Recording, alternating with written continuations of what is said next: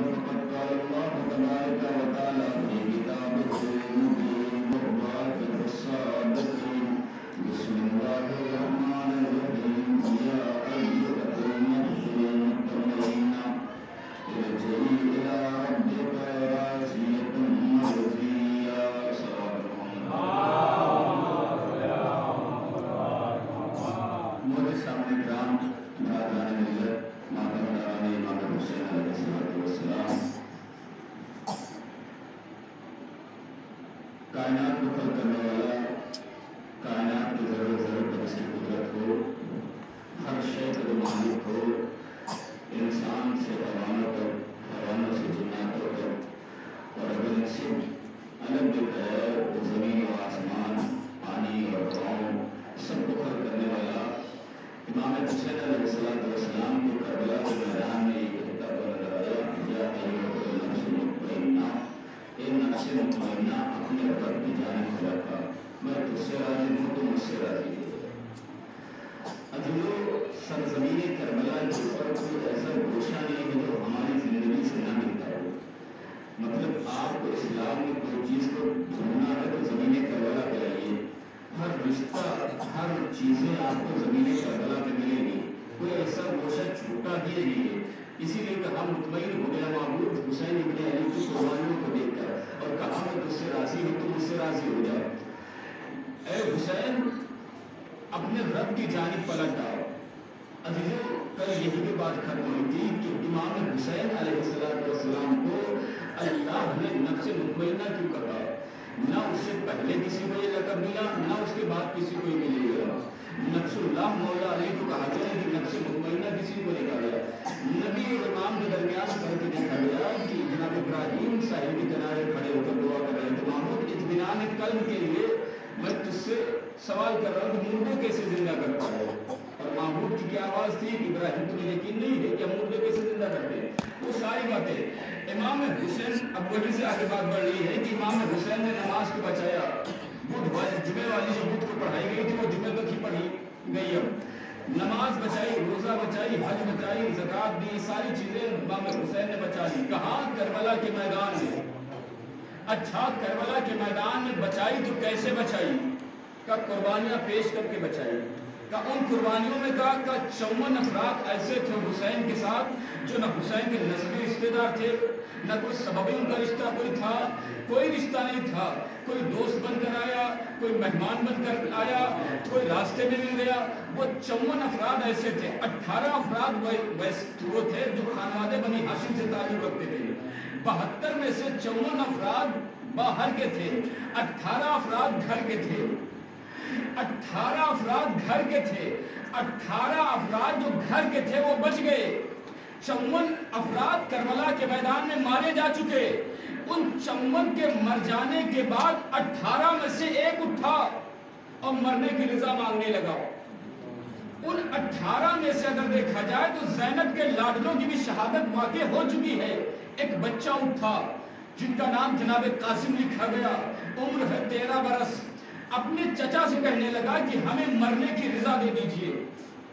تو امام حسین نے کیا پلٹ کے کہا بیٹا یہ بتاؤ تمہارے درمیان موت کیسی ہے تو جناب قاسم نے پلٹ کے کہا کہ موت ہمارے نزدیک ہمارے درمیان شہد سے بھی زیادہ شیریں ہے اول تو اگر کوئی لشکر کے 18 ہی بچے ہوں 54 مارے جا چکے ہوں تو کوئی مرنے کی رضا لینے ہی نہیں جائے گا اگر ہم آپ جیسے ہوتے اگر کوئی سوال ہی کر لیتا کہ بتاؤ تمہارے درمیان موت کیسی ہے تو ہم پلٹ کے یہ سوال کرتے آپ کو نہیں پتا موت کیسی ہوتی ہے لیکن امام حسین علیہ السلام نے جو سوال کیا اور جناب قاسم نے جو جواب دیا کہ موت کیسی ہے کہ شہد سے بھی زیادہ شیریں ہے کب کہا جب 54 افراد مر چکے ہیں جام شہادت پی چکے ہیں اور زینب کے لاڈلوں کی بھی شہادت ہو چکی ہے ہمارے وہاں 13 برس کی عمر میں بچوں کو دسترخوان سے ہٹایا جاتا ہے کہ ادھر ناشتہ لگا نہ جانا کہیں ایسا نہ حملہ کر دو کھانا شروع کر دو اور وہاں پر 57 برس کا بوڑھا ضعیف انسان 13 برس کے بچے سے ذائقہ موت پوچھ رہا ہے یہ ہے خاندان بنی ہاشم یہ ہے خاندان امیر المومنین یہ ہے خون فاطمہ کا اثر 57 برس کا کا ضعیف انسان 13 برس کے بچے سے یہ سوال کر رہا ہے، بتاؤ موت کیسی ہے؟ اور 13 برس کے بچے نے جواب کیا دیا کہ شہد سے بھی زیادہ شیریں ہے۔ اچھا، اثر ہوتا ہے زندگی میں، انسان کی اثرات ظاہر ہوتے ہیں۔ کربلا کے میدان میں جب امام حسین نے یہ سوال کیا تو زیادہ تعداد میں لوگ مارے جا چکے حسین کی طرف، کم افراد گھرانے کے بچے ہی بچے ہیں، بیٹے ہیں، عباس جیسا بھائی ابھی زندہ ہے، بھانجے جا چکے ہیں، بھتیجا بچا ہوا ہے۔ جہاں پر انسان کی زندگی میں اثر کرتا ہے، آپ موٹر سائیکل سے جا رہے ہیں، بچہ موٹر سائیکل چلا رہا ہے، پیچھے کوئی ضعیف انسان بیٹھا ہوا ہے، جیسے ہی اس نے 60-70 کی سپیڈ میں گاڑی کو بڑھایا، ضعیف انسان نے فوراً کہا سلو چلو۔ کیوں کہا؟ اس لیے کہ اس کے پاس زندگی کے تجربے ہیں، اس کے پاس زندگی کے تجربے ہیں، اپنے تجربے کے مطابق اس نے کہا کہ گاڑی کو دھیرے لے کے چلو۔ اچھا، یہ تو ضعیف انسان کی پہچان ہو گئی، کیوں اپنے تجربوں سے اندازہ لگا لیتا ہے کہ تیز چلنے والا یا سلو چلنے والا ہے۔ ٹھیک ہے، کوئی دو نوجوان جا رہے ہو موٹر سائیکل سے اور درمیان میں دیکھیں کہ ایک موٹر سائیکل والے کا ایکسیڈنٹ ہو گیا، اس پہ 2 تھے، دونوں کا انتقال ہو گیا۔ جو 70 کی سپیڈ میں اس کا ایکسیلیٹر تھا وہ فوراً 40 پہ آ جائے گا، اس کے اندر بھی یہ چیز خوف پیدا ہوگی۔ آپ بتائیے، یہ انسان کی فطرت میں ہے کہ اگر کوئی حادثہ دیکھ لیتا ہے تو اپنی رفتار کو کم کر لیتا ہے۔ اتنا بڑا حادثہ کربلا کے میدان میں قاسم نے دیکھا نظروں سے کہ لاشیں پر لاشیں لانے والا چچا مجھ سے سوال کرا موت کیسی، تو بھتیجے کو بھی تو جواب ویسے دینا۔ یہ موت حسین نے جو سوال کیا، جناب قاسم نے امام حسین کے سوال کو الفاظ کا لباس پہنا کر یہ بتایا کہ موت سے زیادہ، شہد سے زیادہ شیریں ہے۔ اچھا، یہ کس نے کہا؟ جناب قاسم نے۔ یہ ہے امام حسن کے بیٹے، اور ایک امام حسین کا بھی بیٹا ہے کربل کے میدان میں، نام ہے اصغر۔ امام حسن کے لاڈلے نے کہا شہد سے زیادہ شیریں ہے۔ اصغر نے جواب جھولے سے دیا، جاؤ بتاؤ شہد سے زیادہ شیریں ہے، میں آ کر دکھاؤں گا کتنا شیریں ہے۔ کہا چھوٹا ہوں تو کیا ہوا، خون تو علی کا ہے، خانوادہ تو فاطمہ کا ہی ہے۔ اچھا کیا ہوا؟ کہ اصغر نے کہا کہ میں بتاؤں گا کہ موت کتنی شہد سے زیادہ شیریں ہے۔ قاسم نے تو کہا شہد سے زیادہ شیریں، ذائقہ موت بتایا لیکن دکھایا نہیں۔ امام حسین جناب علی اصغر کو لے کر میدان میں آ گئے، شہادت قاسم واقع ہو گئی کربلا کے میدان میں۔ جب لے کر آئے تو تاریخ لکھتی ہے کہ امام حسین کے ہاتھوں کے اوپر جناب علی اصغر تھے، اور جناب علی اصغر کو لے کر جب میدان میں آئے ہیں امام حسین تو اصغر کے اوٹ سوکھے ہوئے تھے، زبان بھی سوکھی ہوئی تھی۔ آپ نے دیکھا ہوگا جب کوئی چھوٹا بچہ مٹھائی کھا لیتا ہے تو کیا ہوتا ہے، اپنی زبان کو اوٹھوں پہ چلانا شروع کر دیتا ہے، یہی تو ہوتا ہے۔ جناب علی اصغر نے زمین کربلا کے اوپر وہ سوکھی ہوئی زبان اوٹھوں پہ چلانا شروع کر دی۔ یہ اوٹھوں پہ چلایا نہیں ہے، یہ پھرایا نہیں ہے، بلکہ جناب قاسم سے کہا کہ تمہاری بات پوری کر رہا ہوں۔ تم نے کہا ذائقہ موت میٹھا ہے، میں زبان پھیر کر بتا رہا ہوں اتنا میٹھا ہے۔ یہ جناب علی اصغر نے بتایا۔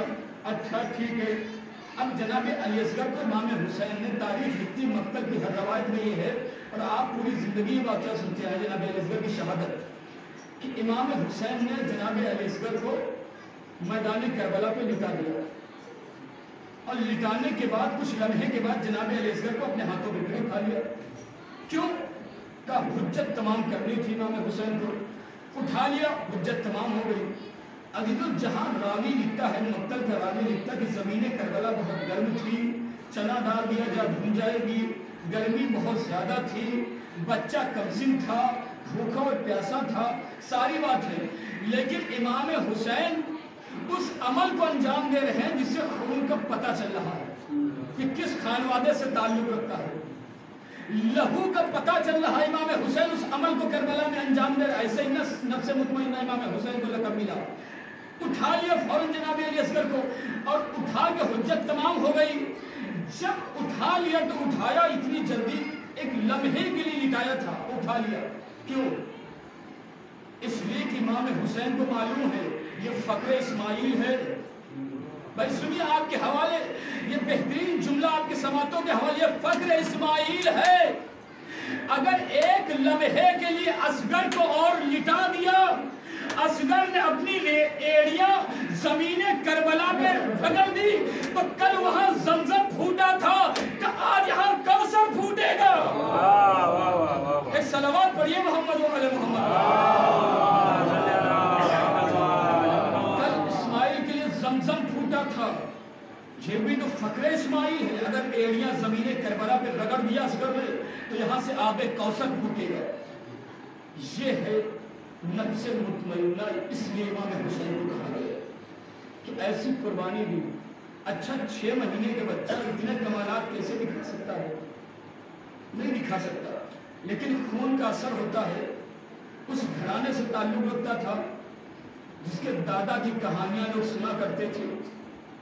دادا کا نام تھا علی ابن ابی طالب. اچھا ٹھیک، کہ اس گھرانے سے تعلق رکھتا تھا جس گھرانے میں شجاع لوگ ہی پیدا ہوتے تھے، بزدل کوئی پیدا ہی نہیں ہوا. اور یہ جو کربلا کے میدان میں شہادتیں پیش ہوئی ہیں، یہ سوچتے کیسے یہ ہو گیا وہ ہو گیا وہ ہو گیا. اتنے چھوٹے چھوٹے بچے جہاد کے لیے کیسے میدان میں آ گئے؟ تو ہم یہ کہتے ہیں تم جو پڑھتے ہو کہ وہ میدان چھوڑ کے بھاگے، رسول اللہ تنہا رہ گئے، وہ وہاں سے بھاگ گئے. کبھی لشکر نے کہا کہ سردار بھاگا، سردار نے کہا لشکر بھاگا، اور پھر جب کچھ نہ بچا تو کہا رہبان ہی بھاگ چلے تھے. یہ جو سب یہ ہے یہ سب چرواہوں کی اولادیں تھیں. اب چرواہوں کی اولادیں سے امیدیں کیا رکھے گا کوئی؟ یہ چرواہوں کی اولادیں نہیں تھی، یہ خاندان بنی ہاشم تھا. یہ نور الہی کے ٹکڑے تھے، یہ میدان سے بھاگنے والے نہیں تھے. میں نے کہا چرواہوں کی اولادوں سے کوئی یہ توقع کبھی نہ رکھے کہ وہ میدان میں ٹک جائے گا. میدان میں ٹکے گا تو خاندان ہی ٹکے گا جس کے خاندان میں شجاعت پائی جاتی ہوگی. بزدل انسان میدان میں نہیں ٹک سکتا ہے. ابھی تو اس کے دادا کی کہانیاں زمانے نے سنا تو کیا ہوا تھا. ایک نکتہ ہے لیکن تمہید ہو سکتا 6 سے 7 میں ہو، لیکن زبردست نکتہ ہے. ہمارے عالم کا لکھا ہوا نہیں، کسی ایران، عراق، سیریا کی سرزمین سے لکھے ہوئے تو واقع ہیں یہ. لیکن ہمارے بھارت میں، انڈیا میں 2 جید عالم دین اہل سنت کے گزرے ہیں. ایک اگر پشچم کی طرف چلے تو محدث دہلوی گزرے ہیں، اور اگر پوربانچل کی طرف چلے تو علامہ شبلی نعمانی گزرے ہیں.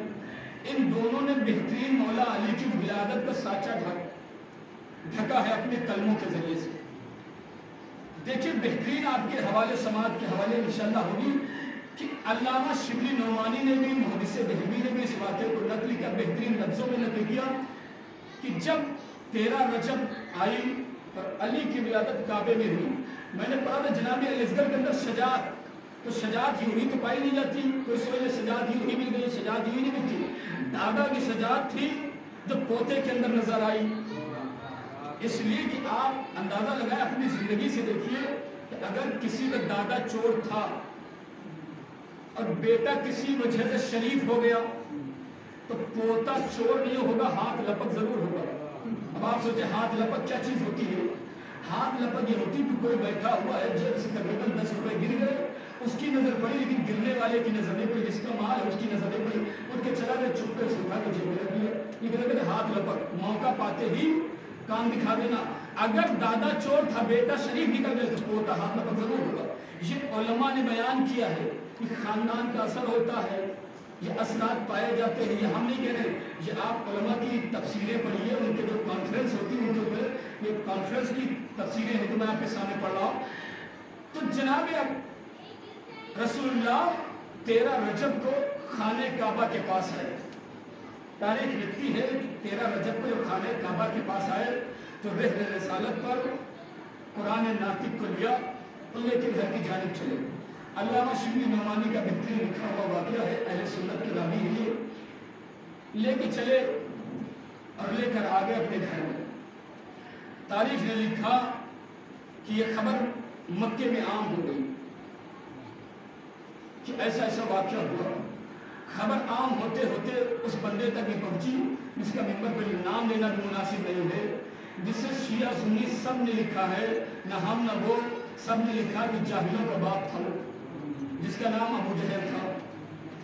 اس نے سنا کہ ابو طالب کے گھرانے میں ایک بچہ پیدا ہوا اور اس نے پورا واقعہ سنا کہ رسول لے کے گئے ہیں، گھر میں ہے، عبادت کر رہے ہیں اور ابو طالب بیٹھے ہوئے. اور ایسا ہوا کہ جب علی کی ولادت کا وقت قریب آیا، آپ سوچیں جب ہمارے مولا آئے تھے 13 رجب کو تو ہر شیعہ کتنی خوشی مناتا ہے، جشن کرتا ہے. جس کے لیے علی آئے ہیں جب اس کے ہاتھوں پہ آئے ہوں گے تو کیا عالم رہا ہوگا. رسول اللہ کے لیے علی آئے تھے، جب ہمارے مولا ہے تو ہمارا یہ عالم ہے. جس کے لیے آئے تھے اس کا کیا عالم رہا ہوگا اس وقت. ابو جہل نے سنا کہ ایسا ہوا کہ جب علی کی ولادت کا وقت قریب آیا تو مادر علی گھر سے نکلی، خانہ کعبہ کے قریب گئی، دروازے سے گئی نہیں، دیوار میں شک ہوا، شک سے اندر گئی، 3 دن رہی، 3 دن کے بعد دیوار میں پھر در ہوا، در سے باہر آئی، رسول کے ہاتھوں پر دیا اور رسول لے کے اپنے گھر کی جانب چلے گئے. اب جب اس نے سنا تو اب اس کا کام کیا تھا، اچھا پیشہ کیا تھا اس کا کام یہ تھا کہ یہ جب جوان تھا، ابو جہل جب جوان تھا تو مکے کے زیادہ تر لوگ اکثر یہی ہوتے ہی تھا کہ قافلے کو لوٹا کرتے تھے. جب جوان تھا تو یہ قافلوں کو لوٹتا تھا اور خوب مدد سے رات میں نکل جاتا، لوٹتا اور صبح آ کے کھا کے سو جاتا، پھر شام کو نکل جاتا، قافلوں کو لوٹتا تھا. اس کا کام اب یہ ضعیف ہو چکا تھا، ضعیفی کے عالم میں آ چکا تھا، کمزور ہو گیا یہ اپنے جسم سے. اب یہ قافلے کو اگر لوٹنے جائے تو 2-4 پکڑ کے اسی کو مار دیں. اس لیے اس نے جو ہے ایک پلان بنایا کہ کیا کیا جائے، جگاڑ بنایا. تو جو مکے میں بت رکھے ہوئے تھے کعبے کے اندر 3 بت بڑے بڑے، ایک کا نام تھا لات، نام بھی دیکھیں کیا ہے، یہاں تو لاتوں کو سے چلائی کرتے ہیں. ایک کا نام تھا منات، ایک کا نام تھا حبل. اپنی اپنی مانتا جسے کہتے ہوتی، حبل کا عزا بھی کہتے، حبل بھی کہتے. لیکن یہ بھی میں نے ایک مجلس پڑھا تھا 2-3 سال پہلے اسی اشرے میں کہ یہ جتنی دیوی دیوتائیں کی تھی یہ سب فیمیل تھی، اور خدا فیمیل نہیں ہوتا، کوئی اس کا میل ہی نہیں ہے. آج اگر دوسرے مذہب کے اوپر دیکھا جائے، غور و فکر کیا جائے تو فیمیل ہے، جبکہ اسلام میں انسان جو مرد ہے اس کے مرتبے کو بلند کر رکھا ہے. اگر یہ نہیں کہا سکیں گھٹا دیا عورتوں کو، لیکن جہاں پر آدمی ہے اس کے برابر میں عورت نہیں ہے.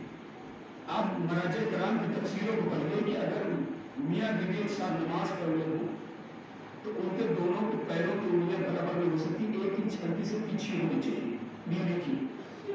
تو یہ ابو جہل کو معلوم ہوا کہ ابو طالب کے گھرانے ہوا. اچھا یہ اب کرتا کیا تھا، لات و منات اور حبل کے درمیان اس نے جگاڑ بنایا. جو مکے میں ریگستان تھا، ہوا اڑتی تھی، اس کی جو گرد اڑتی تھی اس گرد کو اپنی ایک ڈبیا میں پیک کرتا تھا، اور مکے میں جو بچے پیدا ہوتے تھے ان کی آنکھوں میں جا کے سرما بنا کے لگاتا تھا. یہ ہزاروں مرتبہ آپ کے سنے ہوئے واقعات ہیں، واقعات سارے سنے ہی ہوتے ہیں کہ الگ سے لا کے پڑھا نہیں جا سکتا. تاریخ اسلام ایک ہی ہے، جن کے پاس الگ الگ ہے وہ الگ الگ پڑھیں. ہمارے پاس اہل بیت کی دی ہوئی جو تاریخ ہے وہ ہم پڑھیں گے، وہ دوسرا پڑھے گا. بس انداز اپنا اپنا بدل دیتے ہیں پڑھنے کا، باقی کچھ بدل نہیں سکتے. بدلا وہاں جاتا ہے جن کے امام بدلے گئے تھے، نہ ہمارے امام بدلے گئے ہیں نہ ہم بدل سکتے ہیں. اچھا یہ ڈبیا میں ریت جو ہے پیک کرتا، جب کسی کے بچے کی ولادت ہوتی ہے جاتا ان کی آنکھوں میں سرما لگاتا. اب کافی مقدار میں اچھے خاصے پیسے بھی مل جاتے تھے، اور ظاہر سی بات اگر کسی کی ولادت ہو اور خوشی کا ماحول ہو اور کوئی پیسے مانگنے کے لیے آ جائے تو لوگ دے ہی دیتے ہیں. یہ ضعیف ہو چکا تھا، جوان تو تھا نہیں کہ قافلے میں لوٹے. اس نے سنا جب کہ علی ولادت ہوئی کعبے میں، 3 دن وہاں رہے، لے کے رسول اللہ چلے گئے. اس نے سوچا بنی ہاشم کے گھرانے کا مالدار گھرانہ ہے، چلتے ہیں کافی اچھا پیسہ ملے گا. آج تاریخ نے لکھا بھی سنیا، علامہ شبلی نعمانی کا بہترین لکھا ہوا یہ واقعہ ہے، جو ہمارے راوی نہیں اہل سنت کے ہی راوی ہیں، لیکن کیا نقل کرتے ہیں کہ جب رسول کے گھرانے میں علی کی ولادت ہوئی، علی آگے ابو طالب کے گھر میں، رسول حجرے میں عبادت کر رہے ہیں، فاطمہ بنت اسد گھر کے کاموں میں لگ گئی، ابو طالب بیٹھک میں بیٹھ گئے. اتنے میں ابو جہل آیا، اس نے کہا عمران کا کیا ہوا؟ کہا آیا ہوں. کہا آئے ہو تو جاؤ. ابو طالب سمجھ گئے کس لیے آیا ہے. ارے علی کا باپ ہے غدار کا باپ نہیں ہے، یہ اس کا باپ ہے جو ہر میدان میں سامنے رہا ہے، پیچھے نہیں۔ کہا آ گیا میں۔ ابو طالب کو معلوم تھا یہ کیا کرتا ہے، سب معلوم تھا۔ کہا آ گئے تو جاؤ۔ اچھا ابو طالب بیٹھے گا، میں کہوں جناب ابو طالب کہاں بھیج رہے ہو؟ کہ تم اپنی نظروں سے دیکھ رہے ہو، میں اور نظروں سے دیکھ رہا ہوں، اسے جانے تو دو وہاں تک۔ رسول اللہ حجرے میں عبادت کر رہے ہیں، وہاں تک تو رسائی نہیں کہ چلا جائے۔ اچھا جب کوئی غلط آدمی کہیں کسی گھر میں جاتا ہے تو پہلے گھر والے آواز دیتے عورتوں سے ہٹ جاؤ، گندا آدمی آ رہا ہے۔ وہاں بھی شاید یہ رہا ہوا، ہٹو ابو جہل آ رہا ہے۔ ابو طالب دنیا کو پیغام دینا چاہے، بچپن میں علی ایسا ہے، جوانی میں علی کیسا ہوگا۔ ابو جہل نسلوں کو بتا، بچپن میں علی ایسا، جوانی میں علی کیسا ہوگا۔ اب یہ چلا رسول اللہ تک تو جا نہیں سکتا۔ عمران آ گیا، کہ آگے تو جاؤ۔ ابھی چمکیلی ڈبیا میں، سنیں جب جملہ تاریخ کے ہے، چمکیلی ڈبیا میں وہ جو مقدار میں کافی تھی ریت، اسے بھر کے لایا تھا اسی چمکیلی ڈبیا میں، آنکھوں میں سرما بنانا لگانا ہے نا، چلا لے کے علی جھولے میں جھول رہے۔ آپ سنیے بس آخری جملہ ختم ہے اسی مجلس میں، علی جھول رہے ہیں، علی جھولے میں جھول رہے ہیں، لیکن سننا بھی ہے دیکھنا بھی ہے، کبھی کبھی اشارے بہت کچھ بتاتے ہیں، جملے نہیں اشارے بھی بہت کچھ بتاتے ہیں۔ علی جھولے میں ہی جھول رہے ہیں۔ اب ہم سب ورد علی کرنے والے، ناد علی ہر وقت پڑھنے والے، منقل تو مولا کہنے والے، گھر سے نکلے تو ناد علی پڑھ کے نکلے۔ میں کہوں علی جھول نہیں رہے تھے، بلکہ جھوم جھوم کے کہہ رہے تھے آ تو جائے گھر۔ بھائی کیا سن رہے ہیں، علی جھول نہیں رہے تھے بلکہ جھوم جھوم کے کہہ رہے تھے آ تو جائے گھر۔ اب جو یہ قریب آیا، علی کو اس نے یوں دیکھا، علی جھول رہے ہیں، اور چمکیلی ڈبیا سے ریت نکالی علی کے سرما لگانے کے لیے۔ جیسے ہی ضعیفی کا وہ ہاتھ ابو جہل کا لرزش کھاتا ہوا، یوں کانپتا ہوا علی کے چہرے کے قریب آیا، بچپنے کا پرزور تماچا پڑا۔ بچپنے کا پرزور تماچا پڑا۔ کل پڑا تھا ابو جہل کے، کل پڑا تھا جاہلوں کے ابا کو، تماچے کی بھنک آج تک بچوں میں نظر آتی ہے۔ ایک صلوات پڑھیے محمد والے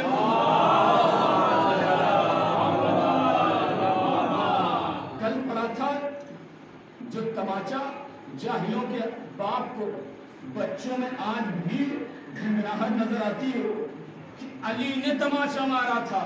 جس کا بچپنے میں تماچا ایسا ہو، اس کا جوانی میں تماچا کیسا ہوگا، اس کا کوئی اندازہ نہیں لگا سکتا۔ اس لیے کہ یہ تو خیبر میں بتا ہی دیا تھا، جب اس نے کہا مرحب اے نجومی یہ کیسے ہوا، کہ اس ستارے کی وجہ سے ہو رہا ہے۔ علی نے ستارے کو دیکھا، مرحب کو دیکھا، اس کو دیکھا، بات تماچے کی ہوئی ہے۔ مرحب کو دیکھا، ستارے کو دیکھا، نجومی کو دیکھا، علم اکھاڑا پھر گاڑا، پھر اکھاڑا پھر گاڑا، پھر اٹھایا پھر لگایا، پھر اکھاڑا پھر۔ نجومی حیرت میں پڑ گیا، مرحب نجومی کو دیکھ رہا، نجومی ستارے کو دیکھ رہا تھا۔ ایک مرتبہ مرحب نے کہا نجومی اب بتا اب کیا ہوا؟ کہا میری یہی تو سمجھ میں نہیں آیا، ارے ساری دنیا ستارے کے غلام، ستارہ ہی لکھا صلوات پر محمد والے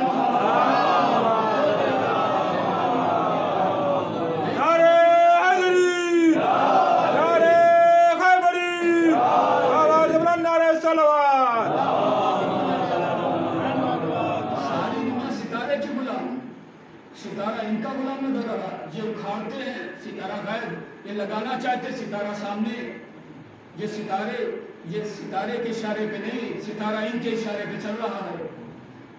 تو علی کے گھرانے میں بہادر لوگ پیدا ہوئے، شجاع لوگ پیدا ہوئے، اور اسی لیے جناب اصغر نے کہا تھا قاسم، اے میرے بھائی قاسم، اگر تم نے کہا ہے ذائقے موت ایسا ہے تو میں موت بتاؤں گا کیسا ہے۔ اگر امام حسین جناب اصغر کو اٹھا نہ لیتے ہاتھوں پہ تو فخر اسماعیل تھے، وہاں بے زمزم پھوٹا تھا، یہاں بے کوثر کربلا کے میدان میں پھوٹا۔ ہاں عزیزو، آج 2 محرم کی تاریخ ہے، غم کی تاریخ ہے، قیامت بھری تاریخ ہے۔ سرزمین کربلا کے اوپر نواسے رسول وارد ہو چکا ہے، तारीख ने लिखा कि इमाम हुसैन अलैहिस्सलाम का वो काफिला जो 28 रजब सन 7 को मदीने से निकला था, सरजमीन करबला के ऊपर पहुंच चुका। अलग अलग मौलिक में तारीख लिखा, किसी ने 6 घोड़े बताए, किसी ने 18 घोड़े बताए। अलग अलग रावियों ने अपनी अपनी रवायतें लिखी कि इमाम हुसैन अपने रहवार से उतरे, किसी और रहवार पर सवार हुए। जो भी रहा हो, कितने घोड़े मिकदार में थे नहीं मालूम, लेकिन रहवार मुकले जरूर है। ये सब ने लिखा है कि इमाम हुसैन घोड़े बदलते रहे, कभी अपने घोड़े से उतरे, दूसरे घोड़े पर सवार हुए, दूसरे घोड़े से उतरे, तीसरे घोड़े पर सवार हुए, घोड़े बदलते रहे। किसी भी घोड़े ने इमाम हुसैन जब सवार होते थे, कोई भी घोड़ा अपने पैरों को जुम्बिश नहीं देता था, और हर घोड़े के चेहरे के करीब जाकर इमाम हुसैन देखते थे। हर घोड़े के चेहरे आंखों में अश्क ही अश्क नजर आता था, रो रहा था। इमाम हुसैन सोचते थे जानवर है, मेरे घर में रो रहा है कि हुसैन करबला में आ गए, न जाने कैसे कलमा बोले, रसूल के मानने वाले हैं कि हुसैन को मारने के लिए यहाँ आए। घोड़े बदले, एक रहवार ने अपने कदम को आगे न बढ़ाया, आवाज दी अब्बास यहाँ के लोगों को बुलाया जाए। मौला अब्बास ने लोगों को बुलाया। इमाम हुसैन ने पूछा बताओ इस जगह का नाम क्या है। किसी ने कहा इस ज़मीन को ज़मीन नैनवा कहते हैं, किसी ने कहा इस ज़मीन को ज़मीन शक्ति फुरात कहते हैं। अजीजों नाम बताते गए। इसी दरमियान एक ज़ईफ़ इंसान था, उसने कहा फर्जंद रसूल इस ज़मीन को ज़मीन करबला भी कहते हैं। बस अजीजों इतना सुनना था। अब्बास खैमे यही लगाओ, अली अकबर खैमे यही लगाओ। अज़ादारो तारीख इतनी खैमे लग गए, खैमे लग गए। जब खैमे लग गए तो एक फरमान आया यजीद की तरफ से था कि जो हुसैन के खैमे हैं वो दरिया के किनारे से हटाए जाएं और यजीद के खैमे दरिया के किनारे लगाए जाएं।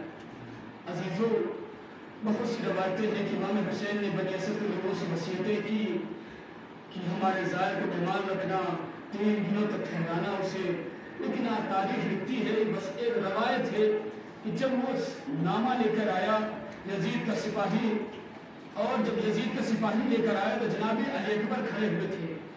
उसने जनाब अली अकबर से कहा कि अपने बाबा से कहिए कि खैमे यहाँ से हटा दिए जाएं और यहाँ पर जो खैमे लगेंगे वो यजीद के खैमे लगेंगे, ताकि यजीद के सिपाहियों को पानी की कोई कमी महसूस न हो।